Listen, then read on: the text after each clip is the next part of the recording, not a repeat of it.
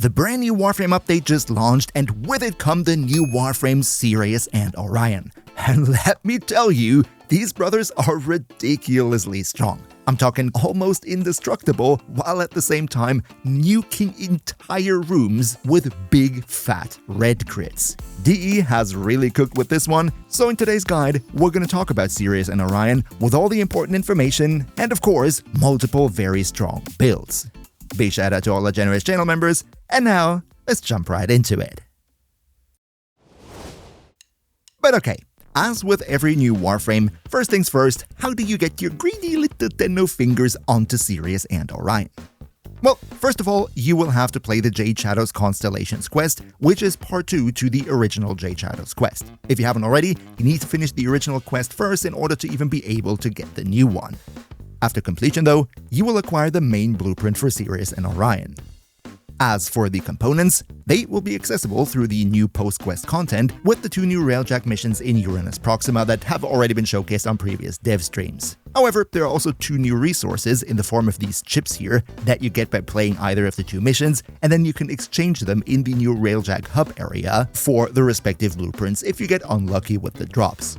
My personal copy of Sirius and Orion came from Digital Extremes directly as part of the Warframe Creator Program, so big thank you for that. Alright, usually we would jump right into the skills now. However, with Sirius and Orion, there are some significant differences compared to other Warframes that are very important to mention, and we need to get them out of the way first. I mean, surely, if you play 2 Warframes at the same time, that changes a couple of things.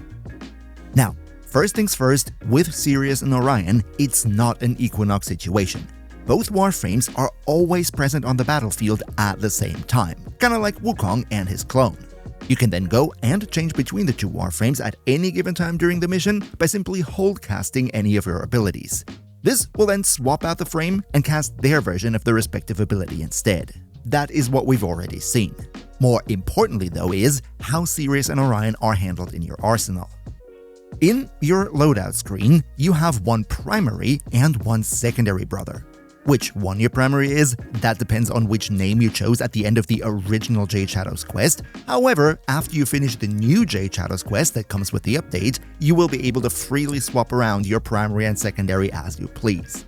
The secondary brother, who is currently not active, will be invulnerable. However, Sirius and Orion do not share the same energy bar, so it is possible that one of them has more or less energy than the other one. Keep that in mind, because this specific effect is going to be important when we talk about the skills in just a minute.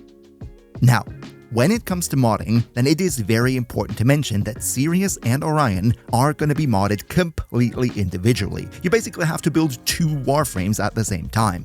Luckily though, they do have some generous initial polarities, so the forma cost is not as bad as you might initially think. However, there is one big implication. With you having 2 Warframes at the same time, that means you also get to have 2 aura mods. And yes, the aura mods do affect each other. Only exception here, and that is important, if you give both of them the same aura mod, then that will actually not stack, and it's just going to be handled as if you only have 1 aura. This is why you should give them different ones. As for weapons, unfortunately Sirius and Orion will share the same loadout, meaning when you as the active Warframe, for example, wield your primary weapon, then the passive brother will have the secondary and vice versa. For the Archon Shards, also here it is very simple. They don't have 2 individual Archon Shard loadouts, they just have one like any other Warframe, and then the effects apply to both of them. As for the Helminth abilities, well, this is a little bit special. Remember how a minute ago I said you have a primary and a secondary brother? Well, this is where that mechanic comes into play. Because when you infuse a Helminth ability, then that ability will always only be infused onto the primary brother. The secondary one will be completely unaffected. So, for example, if Sirius is my primary and I replace his first ability, then Sirius will have his first ability replaced. However, Orion will still have his full kit, no changes whatsoever.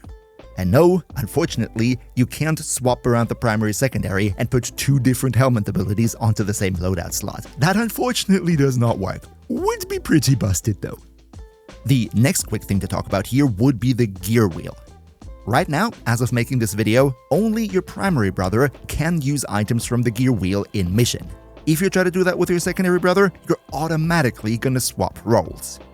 This though is technically not intended, however the devs already said that they did have some problems making it work and they can't ship it fully functional, so for the time being they're gonna have to handle it this way, but going forward we will be able to use gear with both brothers no problem.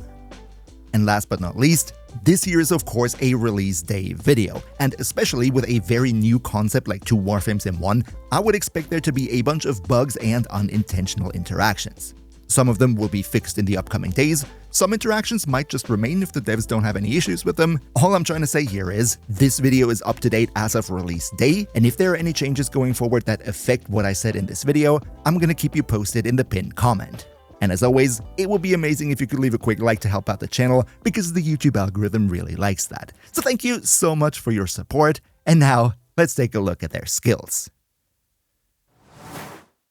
First of all, the passive ability, and this is going to be a pretty short affair because we already mentioned most of it. The only thing left to say here would be that whenever you swap between the two, you will get 45% ability efficiency for the next 2 casts. That is very welcome because Sirius and Orion are quite spam heavy.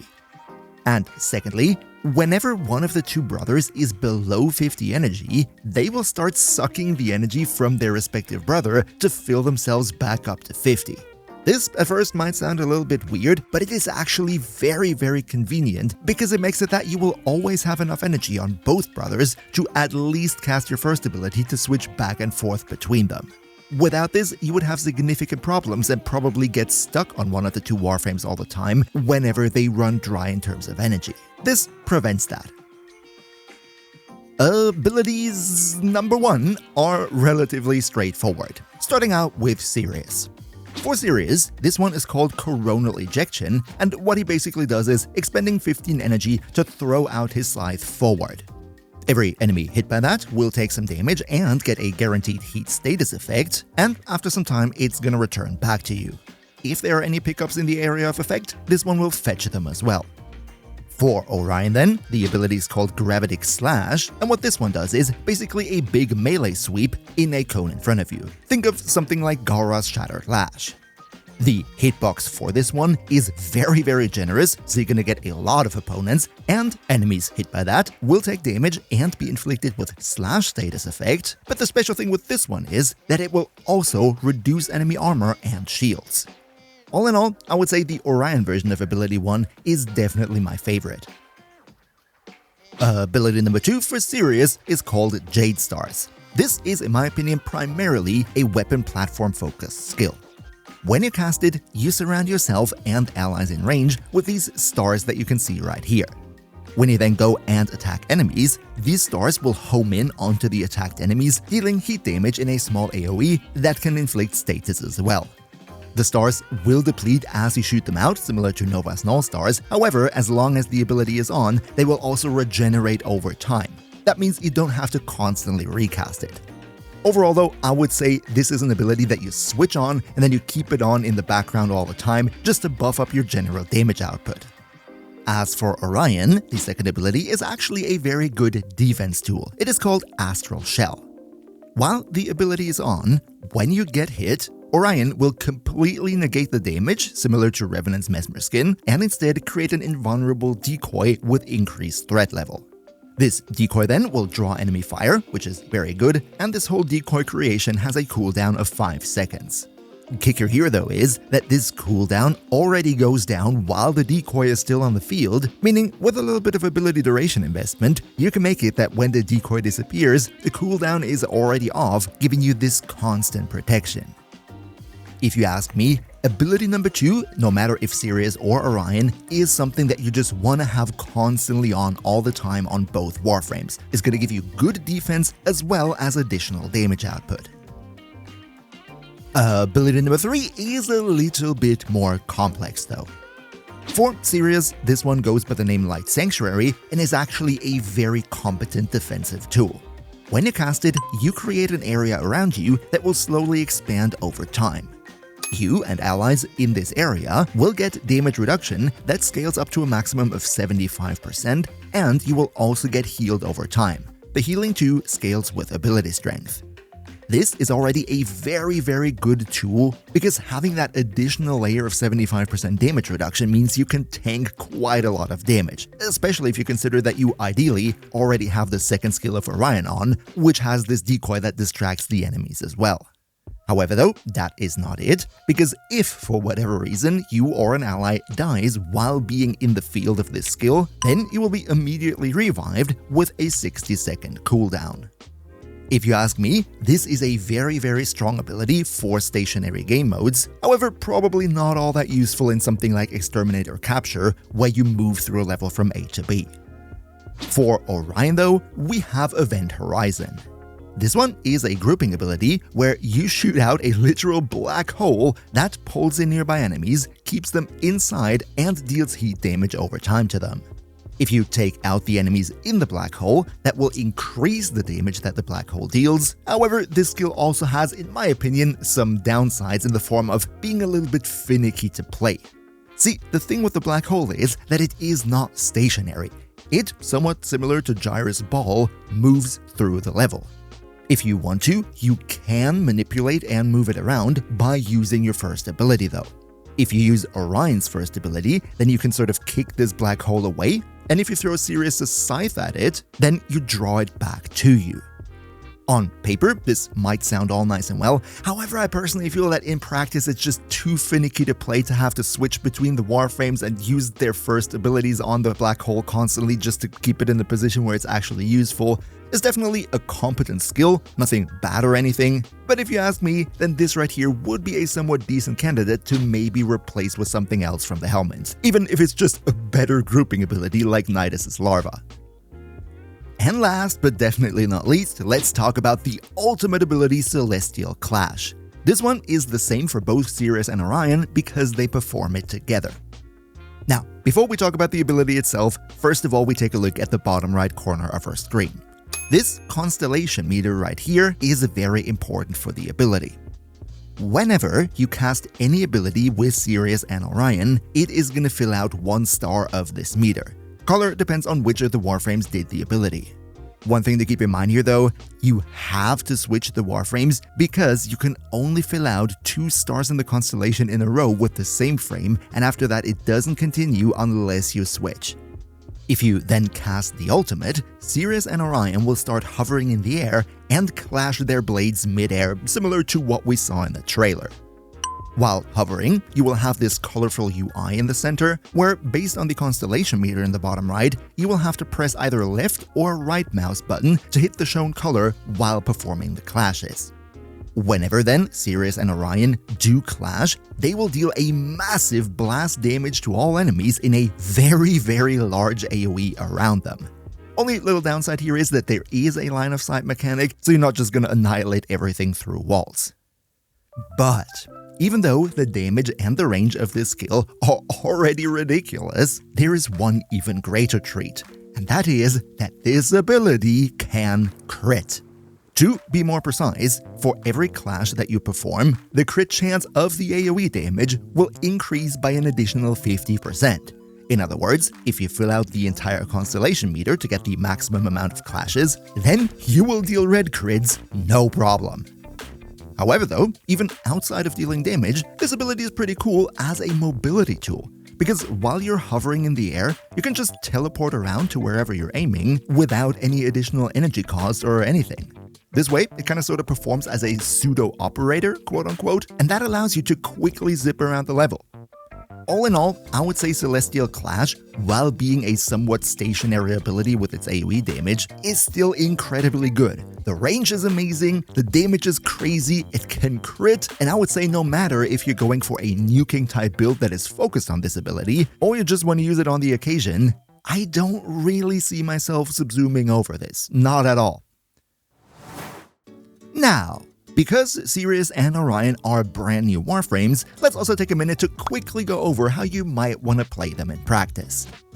First of all, your second abilities, no matter if you have Sirius or Orion, you want to have both of them on all the time. Orion gives it a nice defense with the decoy and everything, and Sirius has serious damage buffing capabilities. The first abilities then, that is what I personally mostly use to just swap my frames back and forward because the energy cost of them is very cheap. However though, for Orion in specific, using your one as a local armor strip for something like elite enemies, that is actually also quite nice. Your third ability then, that is kinda situational.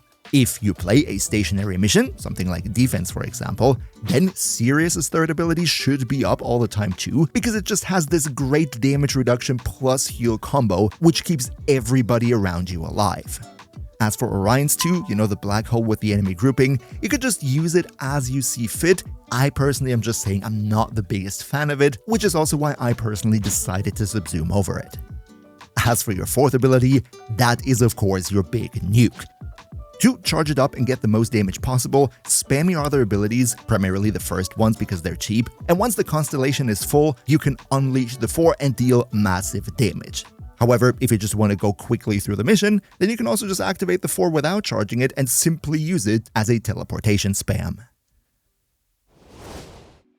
However though, now that we're done with the abilities, let's get into the builds, the nitty-gritty, and what you're probably here for in the first place. And as per usual, the first thing we need to discuss are our Helminth options. Now, for Sirius and Orion, the first question that we need to ask is, what in the world do we even subsume over as we have 7 different abilities to choose from? Well, as I previously mentioned, you can always only subsume over the ability of your primary Warframe. And depending on what build you're going for, that is also why your primary Warframe selection actually matters.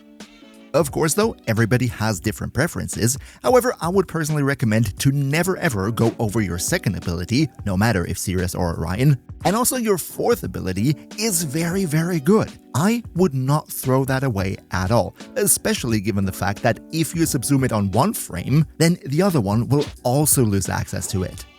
Instead, my personal recommendation would be to either, if Sirius is your primary Warframe, maybe go over his first ability, because his scythe throw really doesn't do all that much in my opinion. However, if you go as Orion, then I would say probably go over his black hole because of the things that I previously mentioned in the skills section. As for which abilities to use as your infusion, well, we have a bunch of options.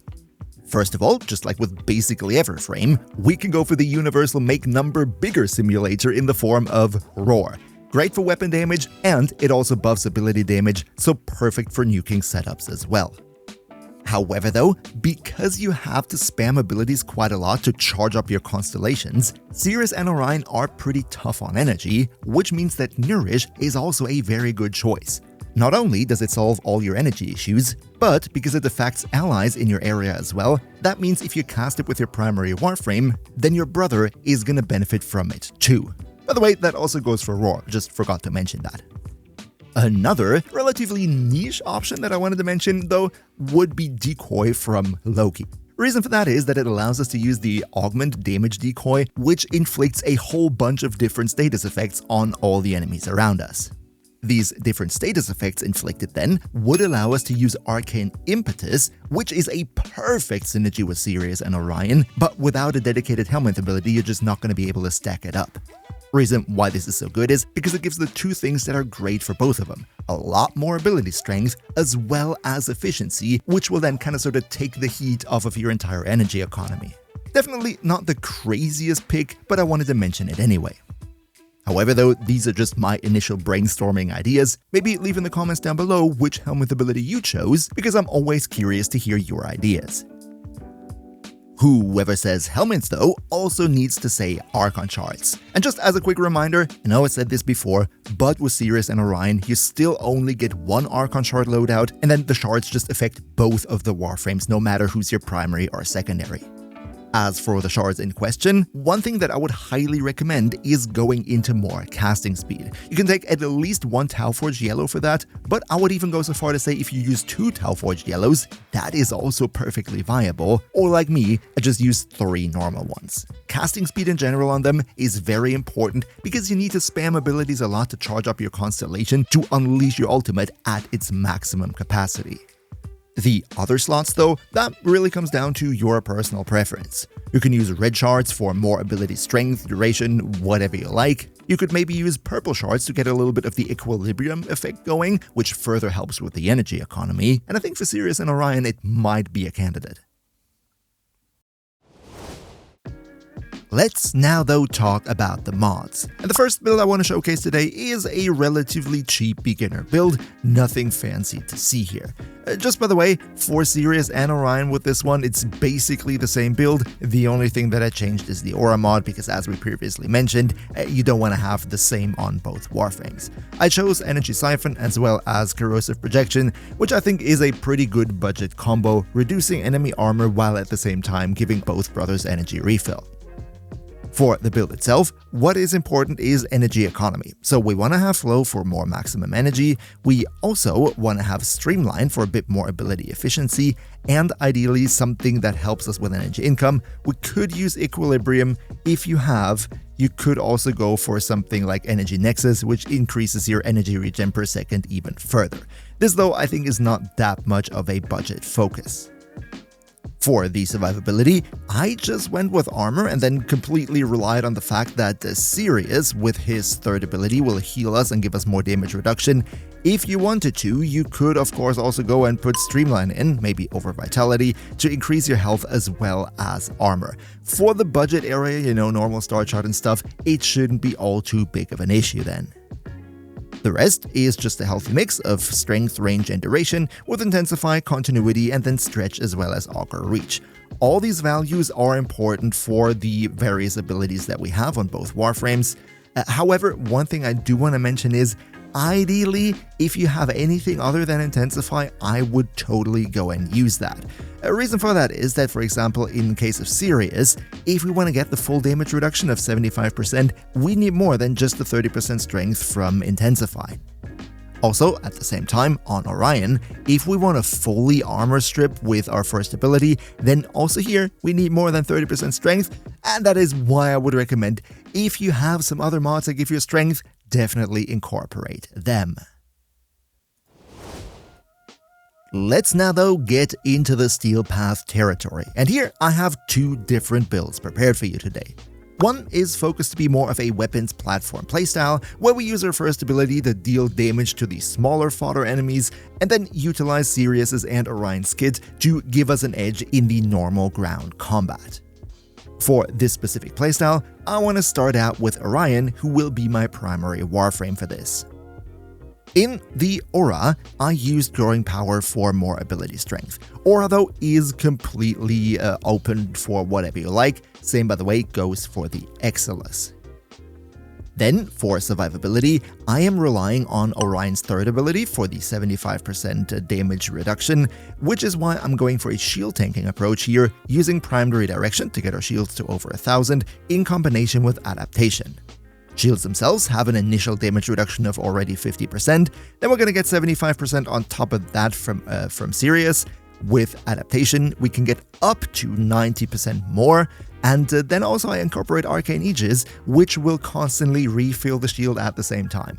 With this one, shield tanking in Steel Path should be absolutely no problem, and only if you go into higher level content, long endurance, that is when you will start to see issues. For the energy economy, we go with Prime Flow to get a healthy 712 maximum energy, and this is the kicker here, we use Arcane Energize, not just on Orion, but on Sirius too. The cool thing here is that because both of them are individual Warframes, whenever one of them triggers Arcane Energize and the other one is within 15 meters, which is usually the case, then the one picking up the health orb through Arcane Energize will refill the energy for themselves as well as the other one. However, because they're two separate Warframes, that only triggers the cooldown of the Energize of the one frame and not from the other. In other words, you're basically getting two charges of Arcane Energize if you use it on both frames. This is very good because the frames are pretty energy hungry, and that helps a lot. Next, for this Gunrunner build, I focus on a whole lot of strength because I use Roar as my subsume over Orion's grouping ability. With over 300% strength, we get a bunch of extra damage, and that is exactly what we're looking for. That is why I go with Blind Rage, Transient Fortitude, and Umbral Intensify. Lastly, I go and add Stretch because it gives me a little bit more ability range, which is nice because it allows me to hit more enemies with my first ability. And to round it off, Prime Continuity, you note that I have a little bit more ability duration purely for the convenience. This one though could be a potential flex slot if you like. As for the Sirius side of things, Sirius for this specific playstyle is not going to be on the field for all too long, and I mostly use him as a support who swaps in now and then just to refresh his support abilities, and then he makes space for his brother again. For Sirius then, I have two different support builds prepared. Let's start out with the Strength support, which is perfect for the Gunrunner playstyle. As my aura mod, I go with Corrosive Projection to reduce every enemy's armor. That is always a great option. I was thinking about going for Power Donation, giving even more ability strength to Orion. However, it is pretty difficult to test if it works and how it works because there's so many damage numbers on screen. So for the time being, where we don't yet have the wiki entry, I just don't feel confident recommending this mod because it was just pretty difficult to test. Just trying to say, keep this one in mind because it might be a pretty neat thing. We're gonna have to see once we have more data. For the rest of the build, what we focus on with Sirius is to cast Light Sanctuary, to have this field where we get the damage reduction and the heal and everything for more survivability for the team, as well as the second ability, Jade Stars, where I also focus on more strength to have more status chance and more damage when, they home in onto enemies nearby. We then have Archon Vitality for the additional heat procs from the Jade Stars, and this is pretty darn good on Sirius as a support frame, Arcane Concentration.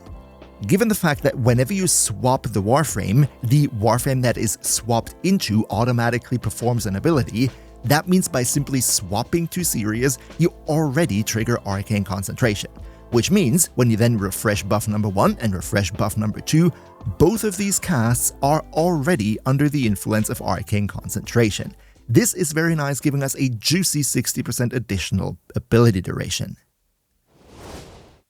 And last but definitely not least, let's also talk about the second Steel Path build that I have prepared for you, and that is the Big Bada Boom Nuke build that focuses on your Celestial Clash, dealing massive AoE damage.